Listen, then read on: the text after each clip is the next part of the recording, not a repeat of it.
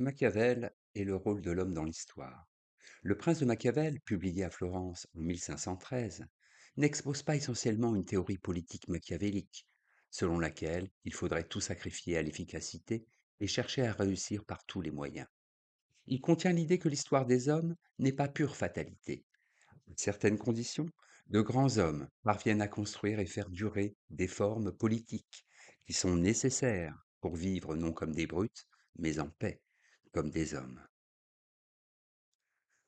Je n'ignore pas cette croyance fort répandue. Les affaires de ce monde sont gouvernées par la fortune et par Dieu.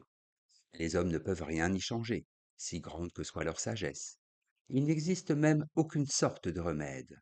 Par conséquent, il est tout à fait inutile de suer sang et eau à vouloir les corriger, et il vaut mieux s'abandonner au sort. Opinion qui a gagné du poids en notre temps, à cause des grands bouleversements auxquels on assiste chaque jour et que nul n'aurait jamais pu prévoir. Si bien qu'en y réfléchissant moi-même, il m'arrive parfois de l'accepter. Cependant, comme notre libre arbitre ne peut disparaître, j'en viens à croire que la fortune est maîtresse de la moitié de nos actions, mais qu'elle nous abandonne à peu près l'autre moitié. Je la vois pareille à une rivière torrentueuse qui, dans sa fureur, inonde les plaines, emporte les arbres et les maisons, arrache la terre d'un côté, la dépose de l'autre. Chacun fuit devant elle, chacun cède à son assaut, sans pouvoir dresser aucun obstacle.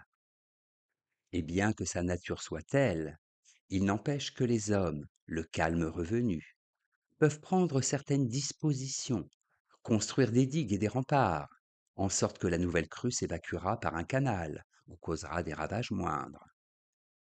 Il en est de même de la fortune. Elle fait démonstration de sa puissance, là où aucune vertu ne s'est préparée à lui résister. Elle tourne ses assauts où elle sait que nul obstacle n'a été construit pour lui tenir tête. Machiavel, Le Prince, chapitre 25.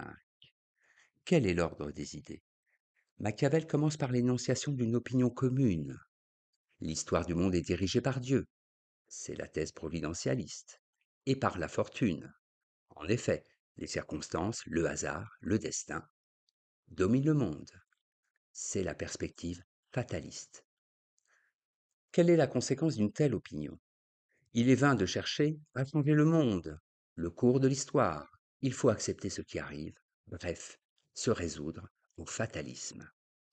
La thèse de Machiavel est tout contre. En effet, contre l'opinion commune, il affirme que si l'homme résiste à la fortune par sa vertu, puissance de son intelligence et de sa volonté libre, il peut n'être qu'à moitié dirigé par les événements, donc devenir partiellement leur maître. Machiavel utilise une image qui illustre cette thèse.